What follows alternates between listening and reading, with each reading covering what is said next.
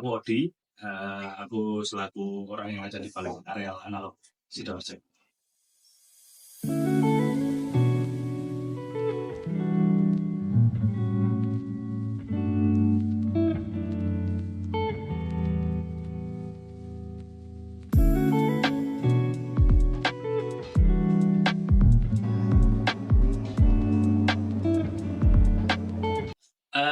Kalau dinamakan area analog itu kita ada dua suku kata ya, ada areal, ada analog.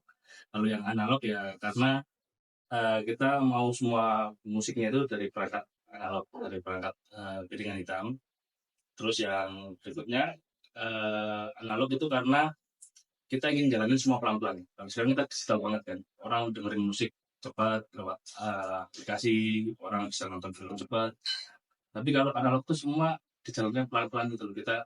Kita harus ngatur soundnya, harus ngatur apa namanya, untuk dengerin satu musik aja kita perlu banyak hal gitu loh. Jadi kita tuh pengen jalanin kedai kopi ini benar-benar dengan santai, dengan penuh banyak yang dilakuin lah, nggak yang cepat-cepat banget. Terus,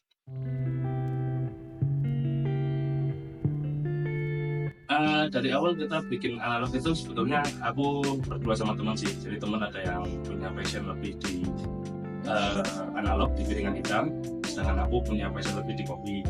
Jadi kita belum waktu itu udah kerjaan masing-masing. Judulnya kita gabungin dua passion ini bareng-bareng. Tapi kita benar-benar yang ini sih. Aku nyediain kopi yang benar-benar memang kopi yang ya bisa dibilang specialty tapi ya specialty banget sih, karena kita masih ngambil dari roasting orang. Tapi secara teknik standar dan sesuai. Begitu juga dengan analog, kita pakai sound yang proper gitu sih.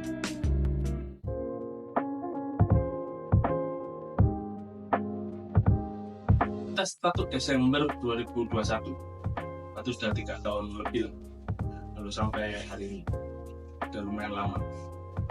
Jadi kita dulu tuh karena memang awalnya tadi yang saya ceritain, kalau kita emang mau nyatuin dua passion jadi satu, kita cari tempat. Kebetulan ada tempat yang kayak cara rumah kosong gitu, kita sewa, terus kita renovasi.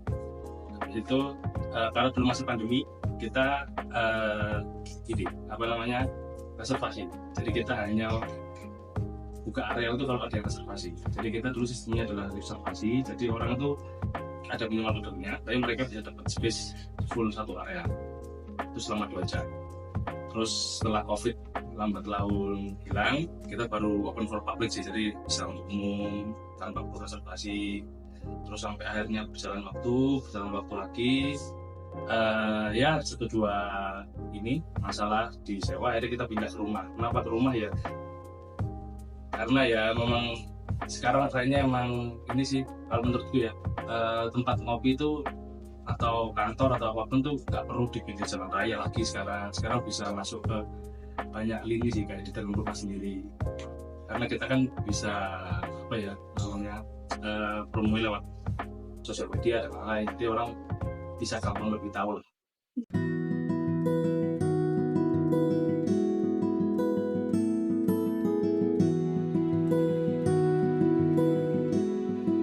Jadi kalau Ariel itu emang tak kelilingnya cerita hari-hari. Jadi kalau di Instagram Ariel sendiri itu ceritanya hari-hari. Cuman waktu itu Ariel juga udah punya TikTok sih. Cuman waktu itu ada salah satu tim yang tim dapurku yang emang suka bikin TikTok, terus beberapa kali juga view-nya tinggi. Cuman waktu itu nggak terlalu ngurusin TikToknya Ariel. Terus sampai pindah ke rumah sini, ada salah satu ya regular konsumen gitu, dia kerja di salah satu agensi itu, terus kita ngobrol kenal, lama-lama ngobrol terus dia saran sih untuk coba lah daripada waktu luang kosong banyak nih, coba lah bikin konten TikTok yang ibaratnya nyeritain apa anak sih waktu itu ide. Cuma waktu itu kayaknya agak ribet kalau ngajak anak, akhirnya aku bikin bikin konten sendiri aja yang nyeritain ya kalau bikin kedai di perumahan tapi hidupnya sama living, masih benar-benar dijalanin tuh santai banget, nggak ngejar market yang terlalu besar, nggak ngejar pertumbuhan yang terlalu tinggi. Yang penting kita happy aja jalaninnya, konsumen yang datang juga happy.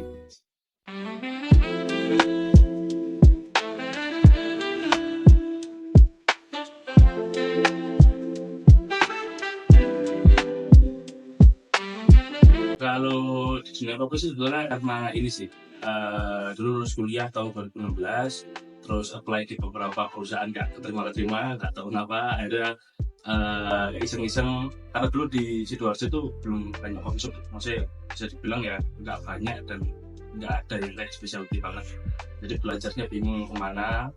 Akhirnya waktu itu nemu ABCD, sekolah kopi di Jakarta gitu, terus akhirnya ke sekolah di sana akhirnya pulang, terus sering-sering ngulik-ngulik kopi.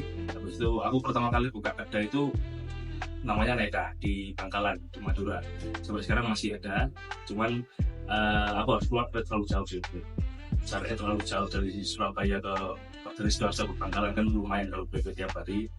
Akhirnya aku cabut mundur diri kan, terus aku bikin ini namanya Warkop Yoi.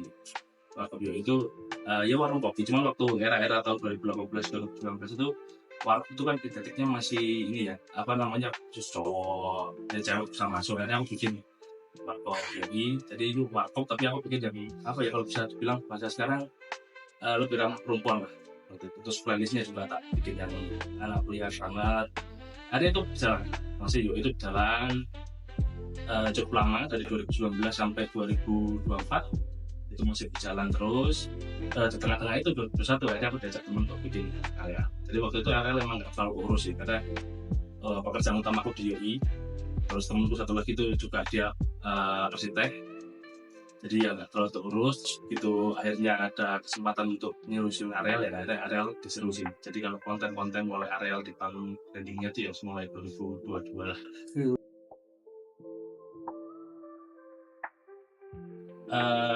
Dulu waktu akhirnya belajar kopi itu ya inilah standar tuh, maksudnya orang-orang di daerah itu mungkin nonton filosofi kopi pertama, terus tahu ternyata kopi ini ya apa, seru juga ya itu. Akhirnya aku tahu ada Muhammad Aga, terus Gabriel, kalau tahu tuh ada barista cewek, barista jual kopi, terus lihat ya kayaknya ini ya culture banget ya, seru banget ya, aku pengen sih belajar gitu.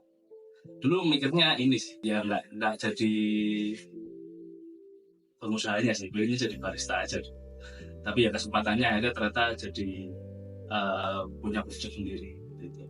Tapi kalau era sekarang semakin tarik maju, setelah akhirnya tahu dunia kopi terus tarik maju lagi, ini sekarang lebih terinspirasi dari ini sih. Kalau tahu ada Mas Bunco di tutur kopi, terus ada Mas Pepe, kayaknya sekarang yang sampai sekarang masih jadi acuanku untuk cita-cita ya mereka itu lah. Gak mau terlalu idealis juga, karena memang pasarnya kan di Sidoarjo. Habis itu idealis dalam jam buka ya, aku nggak yang kayak jam buka harus jam segini, aku tetap pengen teratur sih secara jam buka. Maksudnya tetap di libur di hari Senin, habis itu jam buka tetap jam 8 sampai jam 8 sampai jam 8 malam, nggak ada perubahan yang terlalu signifikan. Jadi pengennya sih tetap di rumah, tetap santai, tetap mengerjakannya serius semua. Cuman ada beberapa hal yang memang aku harus paten, kalau ini harus kayak secara operasional nih harus tetap sama terus.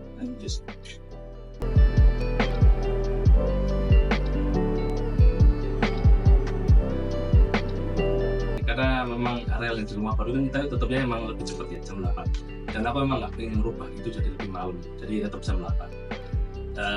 Tapi aku juga nggak pengen buka pagi juga selama puasa, karena kan memang teman-teman barista yang lain juga berpuasa, aku juga berpuasa. Akhirnya pilihannya cuma kita bisa buka 3 jam waktu itu, jam 5 sampai jam 8 malam.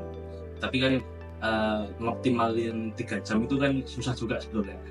Akhirnya kita mikir nih gimana caranya supaya 3 jam ini tetap bisa meaningful lah, tetap bisa bermakna. Akhirnya pertama tak itu dulu nih, fixed cost rata-rata kita berapa untuk 1 bulan ini. Habis itu kita bikinlah gimana dengan 3 jam itu kita dapat omset yang kira-kira bisa menutupin fixed cost selama sebulan. Akhirnya kita bikin paket buka bersama, jadi itu semacam semi reservasi. Jadi mereka dapat privat, cuman 1 hari itu cuma 12 orang. Terus kita bikin paketan ya nggak tahu ya, bisa dibilang mahal bisa dibilang murah, sekitar 75 per orang. Itu dia sudah dapat 2 minuman, 3 makanan. Jadi 3 makanan, 1 makanan buka, 1 makanan utama, 1 makanan penutup, sama 2 minuman.